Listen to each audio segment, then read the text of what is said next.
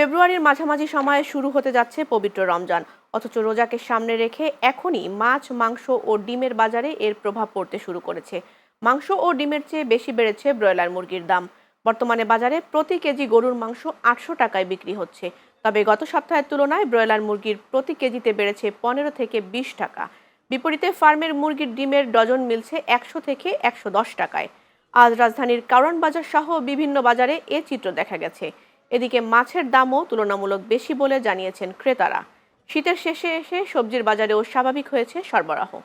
আগে যেটা ছিল ওটা এখনো আছে, কিন্তু কিছু কিছু জিনিসের দাম বেড়ে গেছে। যেমন হচ্ছে এখন সিজনাল সবজিগুলো আমাদের দাম অনেক বেশি, সিজনের চেয়ে দাম অনেক বেশি। ছোটবেলা থেকে দেখছি যে অন্যান্য দেশগুলোর ভিতরে রমজানের ভিতরে যে দ্রব্যমূল্যের দাম কমে আসে, আমাদের বাংলাদেশে রমজান আসার আগেই ওনারা প্রস্তুতি করে শুরু করে যে কিভাবে দ্রব্যমূল্যের দাম বৃদ্ধি করা যায়। এই হলো আমাদের দেশের, এই জিনিসটা এখনো কোনো সরকার পরিবর্তন করতেছে না। গত সপ্তাহের তুলনায় এই সপ্তাহে বাড়তি, কিছু আইটেম কমতি এমনভাবে আছে। যেমন বর্তমানে কফি 50 টাকা, কাঁচামরিচ 120 টাকা কেজি, টমেটো 60 টাকা কেজি, আলু 25 টাকা 28 টাকা কেজি। তারপরে আছে মনে করেন সিমের বিচি 100 টাকা, বেগুন 100 টাকা, শসা 100 টাকা। এলাচটার দামই বেশি, সবচেয়ে বেশি। আরগুলো স্বাভাবিক আছে, ঠিক আছে, আগের মতোই আছে।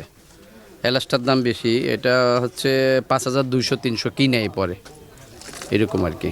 খুব বেশি না, 1-2 টাকা। এটা এরকম সময় স্বাভাবিক চাল আপ ডাউন হয়। অনেক সময় দেখা যায় যে এরকম সময় আসলে চাল 1 টাকা 2 টাকা বাড়ে কমে এরকম থাকে। তো এখন এই মুহূর্তে মিনিকেট সেলটা একটু বাড়ছে, 1 টাকা 2 টাকা করে বাড়ছে প্রায়গুলাই। আর এমনি অন্যান্য মোটামুটি এগুলো বাড়ে না, এগুলো আগের মতোই আছে। ব্রয়লার 180 টাকা বর্তমানে চলতেছে। গত সপ্তাহে রেটে ছিল আর এই সপ্তাহে রেটে চলতেছে, বাড়ে অনেক কমে অনেক, একই রেটে চলতেছে। যে অন্যান্য মুরগি, সোনালী মুরগি এরকম 280 থেকে 300 টাকা। আগে 280 থেকে 300 ছিল, এখন বর্তমানে ওইটাই চলতেছে 280 থেকে 300।